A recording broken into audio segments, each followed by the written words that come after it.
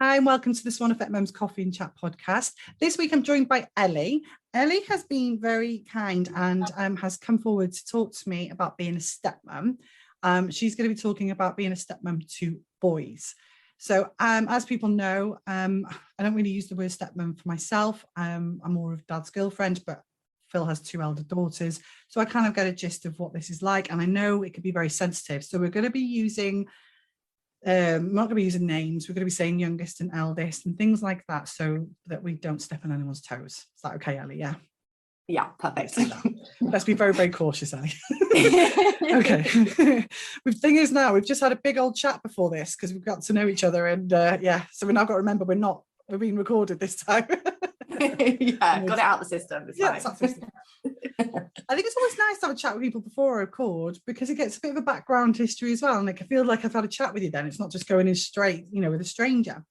Yeah, so the first question I ask everybody is, where do you live and who do you live with? So I currently live with my fiancé. I do have my own place, which is, we're moving in together soon in like a few weeks' time. But I'm in Oxford with my fiancé.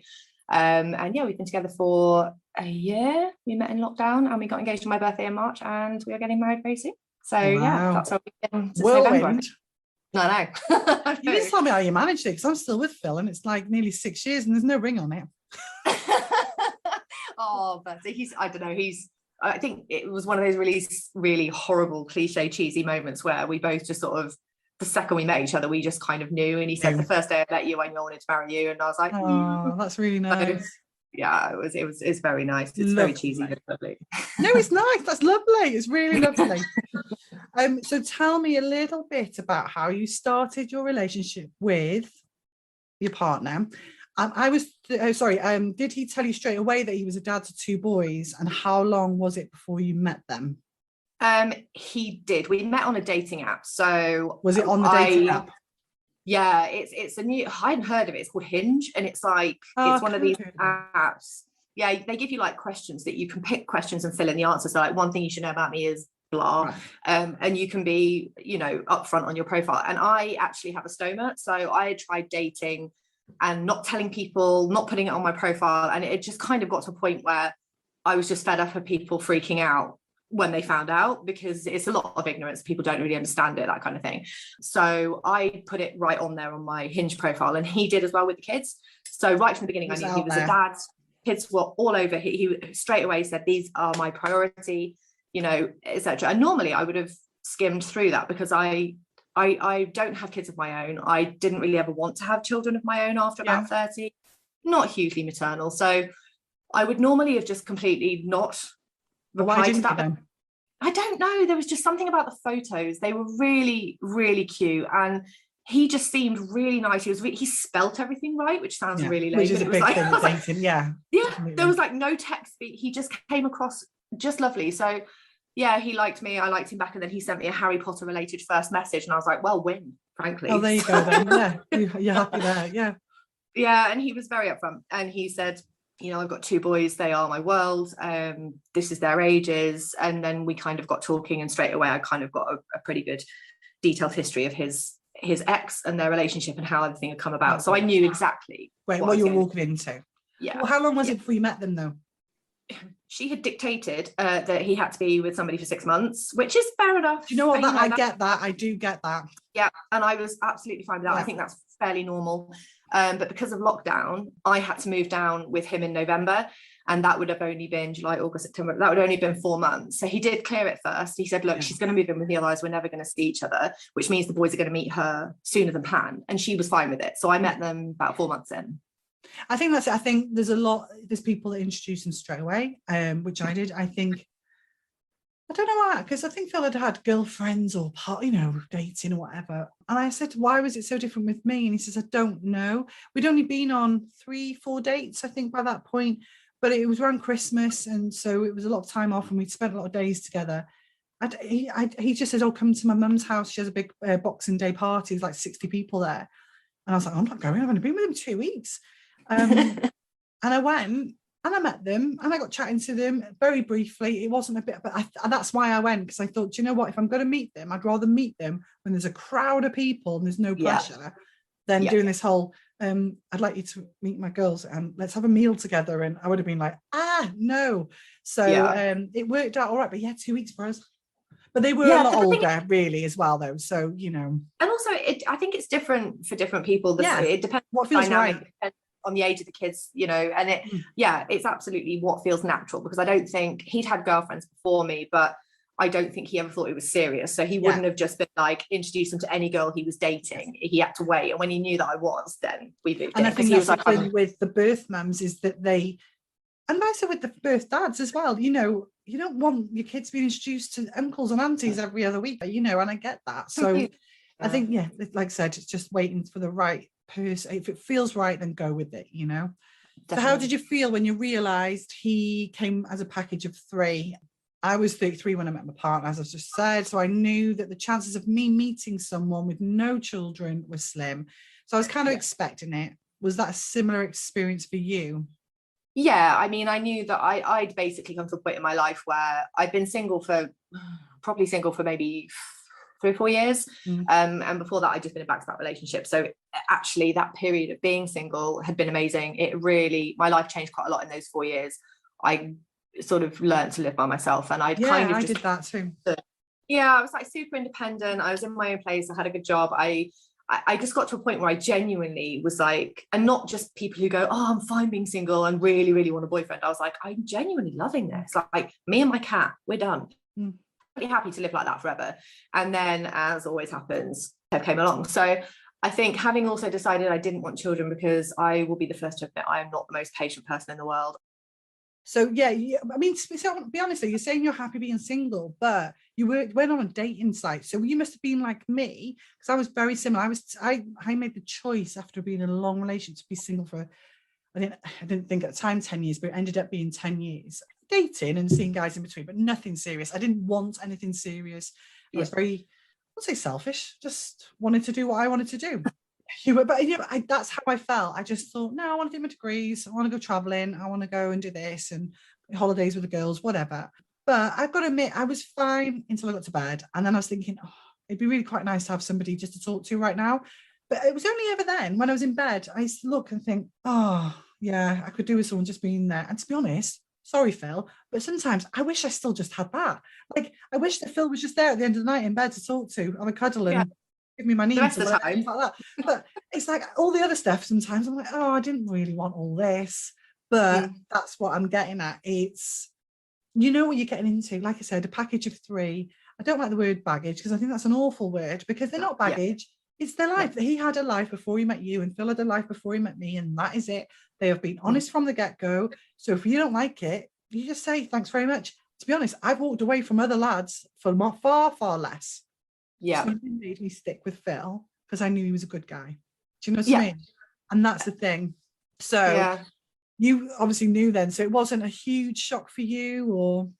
No, I mean, it was fine. And I think, it was kind of a similar thing for me, in that I had dating apps in the background just for random, maybe I'll meet someone, but not really. It would be a lovely addition, not a necessity. And also, I was just out of my surgery, so I kind of wanted to see what dating would be like on that respect, because it changes things. And also, having someone who accepts that kind of big body difference on somebody is really difficult, even though it's not something that means I'm disabled. My life is normal.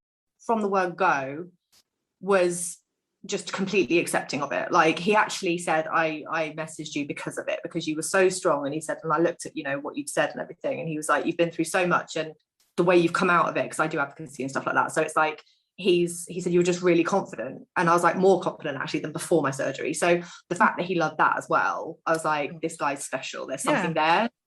So that's what kind of, the kids actually at that point weren't really, I didn't kind of ever go, that's the downside to it. I was like, okay, well, let's just see. What, it's not what I planned, but like you say, when you get to a certain age, the likelihood is you're going to meet somebody who's got children. So the way I see it, he said to me, you were 33, he was 40, I was 33, never been married, no kids. But from the get-go, I was talking about my family, who were really close together and things like that. And he said, I knew right away, I thought, this woman's either going to want to get married, or she's going to want children. And, he had grown-up kids. He says, and he didn't run away either. Because to him, I was baggage, because I was going to give him extra stuff. I was going to request more. And he said, and I didn't run either. And that's because sometimes that, oh my God, I'm going really cheesy now, but the spark. And I used to say, I've met so many nice guys, and they were like, he was nice. I was like, yeah, but and Phil, it was a spark, it clicked. And I kept saying, I'm waiting for the click, I'm waiting for the spark. And it was there, and like I say, you forget about everything else because you think that person is who I think I would like to see more of. And then the rest of it will just fold in nicely. And I'll deal with them as and when it happens, isn't it? Yeah. So what are the living arrangements with you and the boys though? What are they with you 50-50, or did you say every other weekend? Yeah, it's every other weekend. So right from the beginning, I think, as I said to you before, I think and it sounds like an awful thing to say, but I think if he had been a full-time parent, if they had been with him full-time at this age, I can't say that I would have walked away, but I think I would probably have thought about it more. But he said he had them every other weekend, and then obviously bits of school holidays, so he'll have them for a week in each of the big holidays, and as much as he can, basically. Kind of, I think before I came along, he used all of his leave to be with them. I mean, that's a bit different now, but so I knew that it was very much sort of, he hates it, but part-time. So that I was like, that's a bit easier to get on board with. Co-parenting.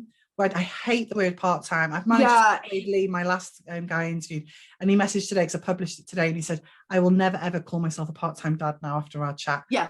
That's just because you're not. And he hates it. And I was like, but you're not. You're their dad. End of. You have a different situation now because mums and dads are different when divorce happens. But, you're not. You're their dad. If their dad was in the army or, worked on the wind turbines and was gone for months on end, are they called part-time dads? Exactly. They're only called part-time dads when they're not with their mums anymore, and I think that's just cruel. Yeah, I'm sorry, it is. Go on, sorry, that's me getting off my high horse now. But it's almost like we don't ever say when you go home when they go back to their mums. It's just when you go back to your mums, because both places are home. So we kind of knocked that one out quite quickly. But I mean, it's just, I knew right from the word go what the arrangement was. Obviously, lockdown sped it up. Like the plan was for me to meet them and then maybe see them every second time they saw their dad, just to kind of get into it slowly. But because of lockdown, it went straight into every other weekend, which initially was super overwhelming. And we did have a moment about 2 months in where I just completely broke down and just said, I don't know if I can be with you. I don't know if I can do this, because I didn't expect it to be so difficult, because their mum was quite difficult and I didn't expect all that. So we did have our only wobble, which was about 2 months after I met the kids, when I was like, I don't know if I can do this. Hard work. It's such hard work. It is. And it's mentally quite exhausting. And I didn't expect it. And I think after we had a good chat, things then just started to get better. When we started working together and me and him got stronger and our foundation was stronger, which I think is essential in these relationships, we got better and things got better and we learned to deal with it better and we just grew together. So it naturally... I think a lot of stepmums don't say anything, or stepdads maybe, I don't know, they don't say no, I definitely know stepdads don't, because I know more stepdads than I know stepmums. They keep their mouths quiet a lot, which is fine, and I do as well. And because it's not, you're not their parents, so you can have an opinion and you can be there for guidance and everything, but final decisions don't come from you. They just don't. And I've got to admit, if someone else was looking after my children every other weekend and they made the decision to get my child's ears pierced without consulting me, I would be angry. I would get that. So there's certain things, I think straight away when you're a step-in parent, so I call it, whatever you want to call it, step-parent, there's certain things you can't do. And I think that. And but a lot of it, you keep your mouth shut. And especially if you don't have children, which is what I was like 3.5 years ago, I'd go, I wouldn't have done that myself. Oh, not when I was a parent. And it is hard. But then now I'm a parent myself. I'm like, oh my God, they're with me 24/7, mine. And I just think it's even harder. I get it. So what I'm saying is I understand where you were coming from completely. Yeah, I have my say in things that happen. Like I can give him my opinion, but absolutely any major parenting decisions, even down to who cuts their hair, come from mum and dad. I mean, I can have my say, and usually me and we're on the same page anyway, so it's fine. But I absolutely don't expect or want, to be honest, to make any kind of decisions. But sometimes what I'm saying is it's hard because you want to say it, because you're thinking, and I am that person. I'm like, they're doing it wrong. But then I think, well, who the hell am I to tell them they're doing it wrong? I would hate it if someone told me I was doing my parenting job wrong. I don't mind advice and, you know, people giving their constructive opinions or feedback or whatever, but yeah, it is bloody hard. I mean, the best thing you could do, like you said, is, and you did it early, which is great, because he knew then how you were feeling.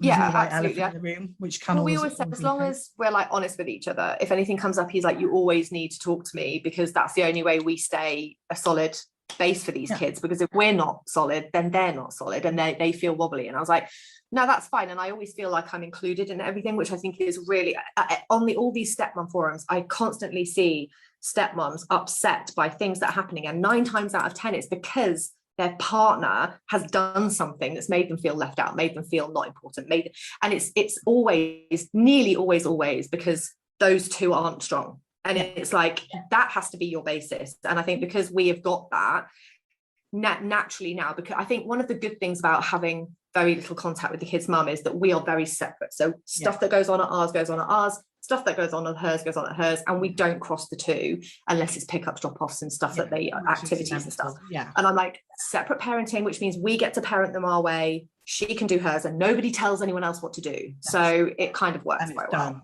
So how do you get on with the boys? Do you have quite a good relationship with them? Like I said, they're quite young, aren't they? So yeah, they are. They actually, from the word go, they've been super welcoming. They are lovely kids. They get on really well together as well. And yeah, I mean, obviously meeting somebody new, dad's girlfriend is a very new concept for them. They were obviously, I think the eldest was struggling a bit with the parents' divorce for quite a while, but he knows, and both of them know, they can talk to us, that we're very kind of open. We have a very kind of laid back but structured approach to everything. They know they can tell us anything. And it's just a very positive and loving environment when they come to us. So I think we've always got on. It didn't take long for the eldest to just, I thought, because I've always been better with young kids, I thought I'd have the little one nailed. But it turns out that actually it's the other way around. Like the eldest and I have bonded really well. I know, it's weird, isn't it? It's like you wish something. But the little one, I think, is very much like slowly. Sometimes he'll come and jump on my lap and give me a cuddle, and other times he'll just kind of back up to my leg and go night. So it's but I let him do his own thing in his own way. I think I don't get involved in, there was a really good phrase for this and I can't remember what it is.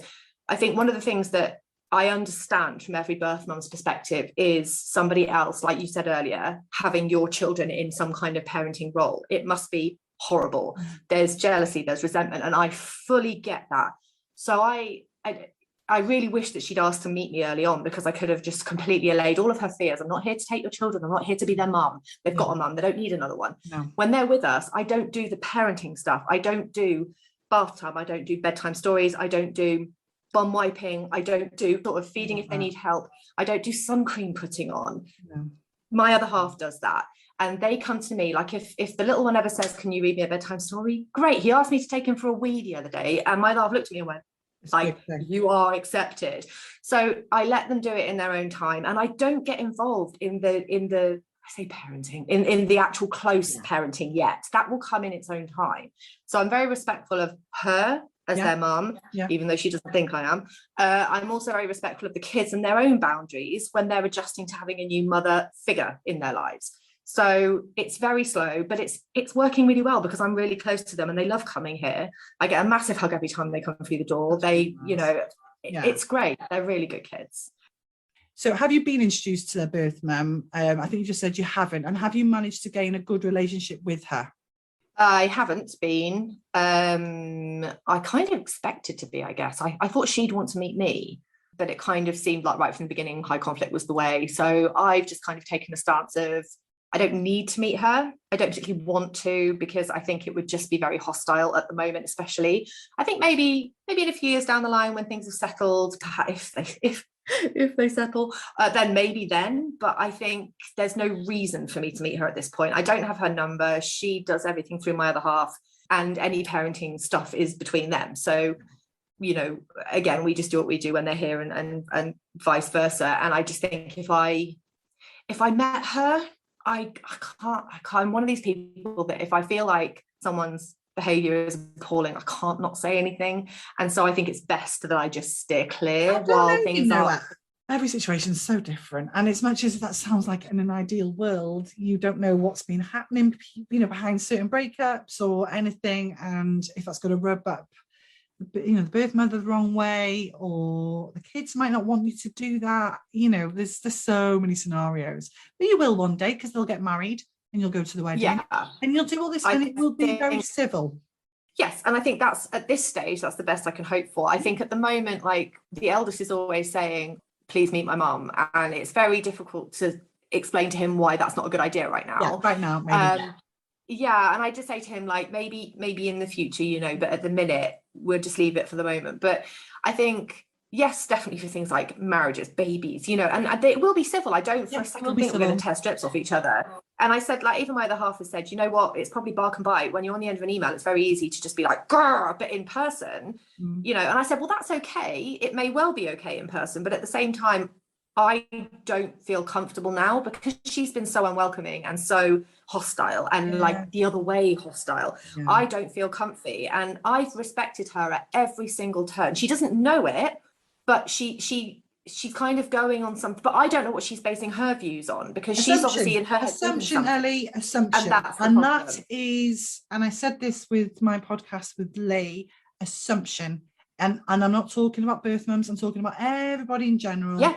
Social media has made it such a nightmare, because people only share the good things on there.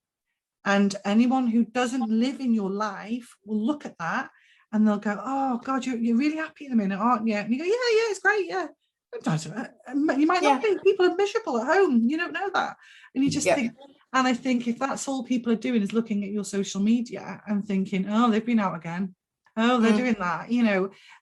It's assumption. And it's very, very dangerous, because if you're never going to ask that person outright, you're never going to get the facts, and that's what you class as assumption, and it's dangerous. And that's kind of what I hoped, why I hoped that I'd meet her early doors, because I could take away any of the worries that she had over my attentions to her children. And it's like, I'm not trying to be their mum. I don't want to be their mum.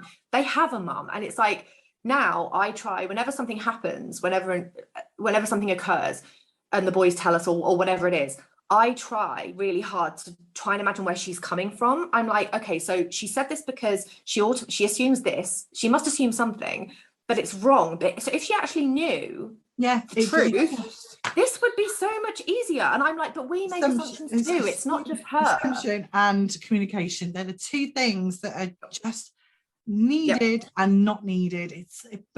It's always, and it's not just yourself or even myself, whatever. For, like I said, these social support groups and things, a lot of it is just lack of communication, and it's sad.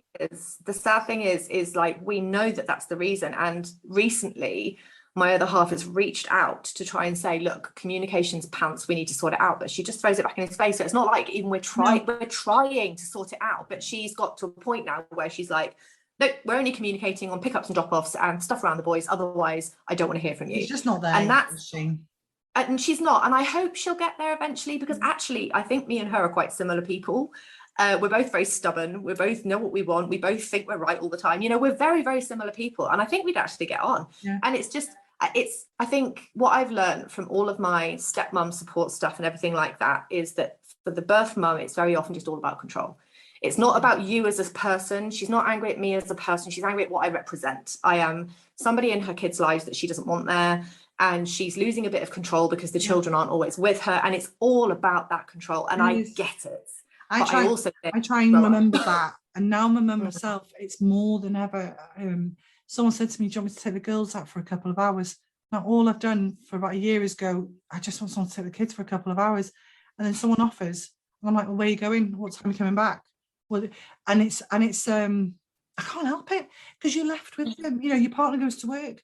And I didn't want to be this mum, by the way, whoever's listening. I was like Ellie, really. I kind of wanted kids, but whole women in my family aren't extremely maternal. But you end up spending, it's like a bit, what do they call it when you get kidnapped and you end up, and then someone gives you the option to leave and you don't? What's that called? Oh, like hostage syndrome, but it's called something else. Or something like That's it. Stockholm syndrome. It's a bit like that, because I was like, oh, this is horrific. They don't go anywhere. They want you all the time, and it's 24/7, and there's no break. And then I've now got into like a year nearly down the line, and I'm with two of them. And you end up, if someone said, do you want me to give you a break? I kind of go, oh, I don't know, because it's that losing control, because I know every single cry. I know every single whimper or what they need or when they need a feed. I'm the only one that knows everything about my children. And then for it to be whisked away and someone to take over, and they can take over. It's not, even we would say even the Pope's replaceable. Do you know what I mean? Like someone else would figure it out quite quickly. But as a mum, it's definitely right. And I get it. Definitely control. I even though I'm not a mum, a bio mum, I get it. I'm not stupid. I fully understand that worry and that feeling. It's like, oh God, my kids are with somebody else, and I get it. And this is why if we'd had a conversation, it would have been fine. Yeah, I know. And in an ideal world, let's do a campaign. Birth mums and stepmums to meet straight away. I can't see that really taking off from what I know from a lot of other ladies. Good luck. So I'm going to skip the next question because we've kind of talked about that. If you ever have any concerns or frustrations, how do you approach the situation with your partner? Has he been empathetic to the huge transformation in your life? So we kind of discussed that as well. But say, for example, the kids get older now and you're starting to see signs of them maybe using one parent off each other and things like that, which we talked about before we hit record. And you're thinking, oh, well, my partner's completely oblivious to this. He's falling for it.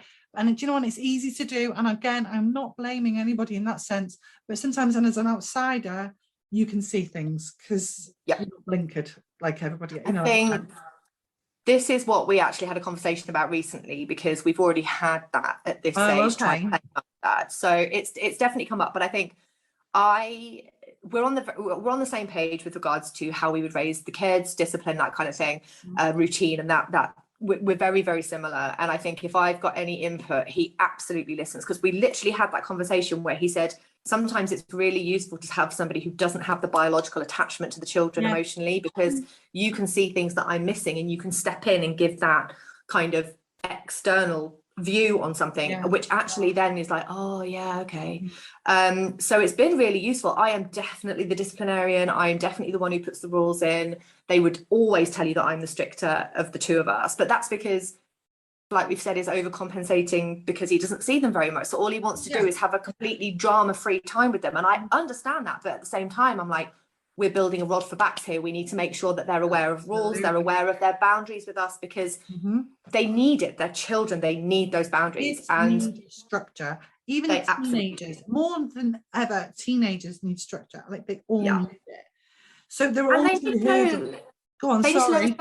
They need to learn respect. They need to know that when they are here, real mum or not, I am the authority figure in the house along with their dad. And they need to know that they have to respect that. And you know what? These kids have done it from day one. They've never been a problem. No. We've had to we have the sort of the Friday evening where they're in mum mode and they're a little bit naughty. But the thing is, by Saturday morning, those kids are different boys. They're back to, quiet. They have their moments. They're boys, they're brothers. Know what, Ellie? But can you imagine? I don't know if you've been brought up like that. I wasn't. Mum and dad were still together and everything. Imagine you settled into your room, you like your mum's bedroom, it's nice, you got your posters up the way you want it and everything, and then you chilled, and then 2 days later it's like, don't forget, you got to take your bag because you're going to dad's after school. Oh yeah, okay. And you're packing your bag, and it's hard. So, and then, but it's like asking them to change personalities as well every few days. If well, in example, every other weekend in your case, but some kids it's 50-50, and mom and dad's on a Thursday, and I think, bloody hell, that's hard. I mean, it was living out of a rucksack. Yeah, it was hard enough, like growing up, like you say, with parents who are still together and having rules and stuff like that. I feel for any child who goes between two houses, and I think that's why this is my view, and I'm not saying that this is wrong for anyone who chooses to do it. Can I just say now, anyone listening, we're not saying we're experts at all. We are literally just giving our personal opinions, whether they're right or wrong. It's just a conversation we're having. It's just something we're just chatting absolutely about. And like you've said before, different things work for different families, different work, different jobs, different schools, different the way you're living. But because we're going to be living sort of an hour and 45 from the kids, a week on, week off, which sadly, because they're at school near their mum, it wouldn't work for us. But I think having them every sort of couple of weekends is almost okay, because it's they're quite bedded down in their primary residence, which is with their mum, and it's kind of like a holiday when they come to their dad. So it's like I don't think it's too confusing for them, because although they have their own bedrooms and their own stuff at ours and their own space, it's almost like, I don't know, not a holiday, that's not right, it's not so much of a dramatic change all the time. There's I think is what I'm saying. Because, in the dads, is there? There's no school. There's no not sounds awful. Not normality. They just don't have to. It's like a free time at dad's. Right. Exactly. So it's kind of a different sort of experience. They don't have to chop and change friends all the time, and they don't have to be in a different environment learning. And so I think it's a good way that works for us. It's very settled. Yeah, exactly. And that's it. It's finding what works for everybody, isn't it? Yeah, absolutely. And there is no wrong way or right way to do this. It's do what do you. Do you know what? It's like normal parenting. It is you completely winging it. You make mistakes along the way, and just hope for the best. And that is what step parenting's like as well. You know, you have no clue, and you can read all the books until the cows come home. Every birth mother is different.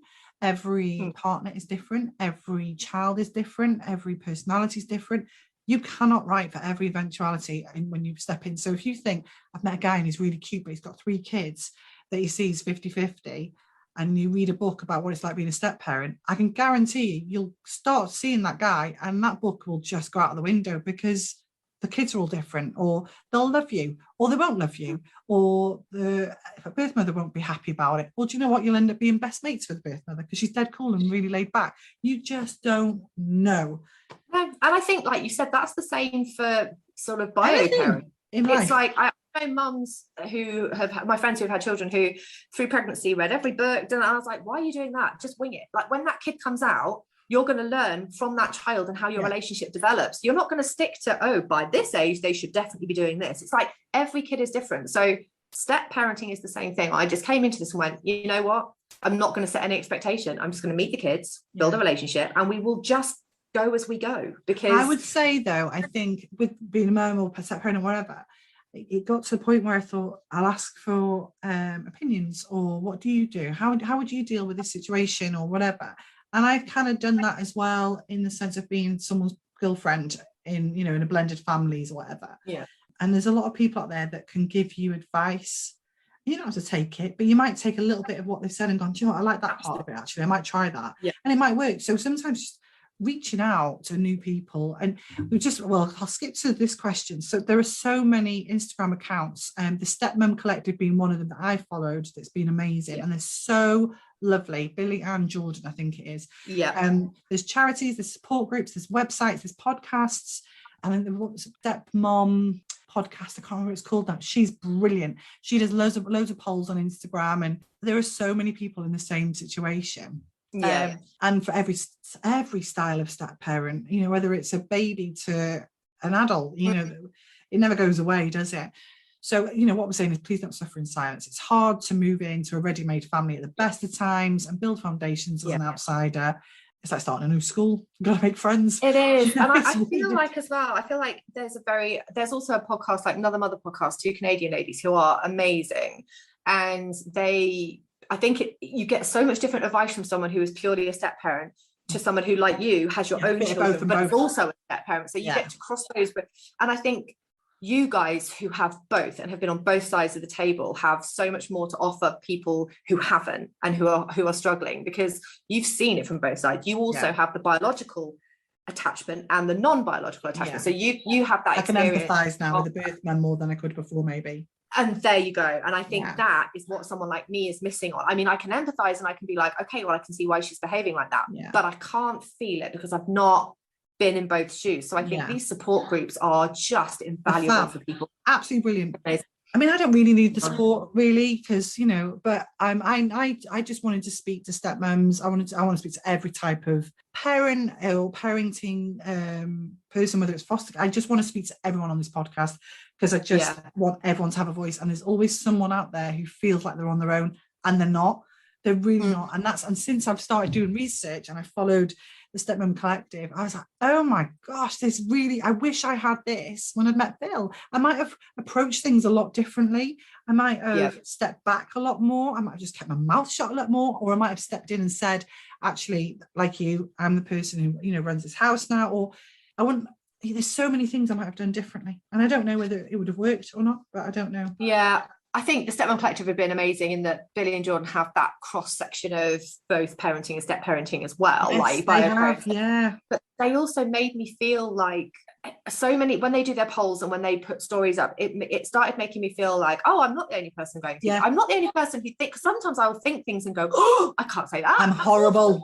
But then she's like, they post stuff and I'm like, I feel like that. That's how I feel. And they're like, and I talk to them regularly on message on Instagram, and they're like, you're fine. Like, you are totally normal in feeling like the times when you just want to go, you know what? I just don't want to be here this weekend when the kids are over. I want to go and see one of my friends. I just want some time for me. But that's so selfish. It leaves my other half with the kids. And they're like, it's not selfish. You need to have you time. You need to have time to remember who you were before they came along. You need to don't forget yourself. You need to give yourself love in that way. And actually, my other half is so amazing. He was like, I do not expect you to stop going on holiday with your friends on your own. I do not expect you to be here every single weekend I have the children. You need to spend time with your friends. I don't expect that from you. And he's so right from the word go, he's been incredible, and I think that's why we are where we are. It's brilliant. I think we'll finish on that note now, because we've been chatting a long time now, and I hope neither of us said anything that's going to insult anybody, and I really hope that it doesn't. No, I kind of do want to say, like, just as an end piece from me, I don't not like their birth mum. I don't know her, so I would never ever make judgment. No, I would never say anything horrible about her as a person, because I don't know her, so I have no opinion. And fine, but I will never say anything bad about their mum, because it's not nice and it's not kind, and I don't know her to make any kind of judgment, so I just won't do it. I think, and I'm fine for me, is I think what is lacking hugely is communication. And do you know what, we talk about stepmums and birth mums, what about the bloody dads? And I'm sorry, I'm going to be completely honest now, dads need to pull their finger out and do something as well. We give the men such slack when it comes to being a dad, i.e. me. Like I said about having the control thing, it fills with the babies and they're crying, and I'm like doing this like a podcast recording, I can hear the baby crying. I will literally, in my head, I'm half listening to the guest, the other half of me is going, he's not handling that situation, and I will literally stop recording and go and check he's okay. Why he's a dad, he knows what to do, but it's a control thing. And I think we just go, oh, it's men though, innit, they're not that good, they need help.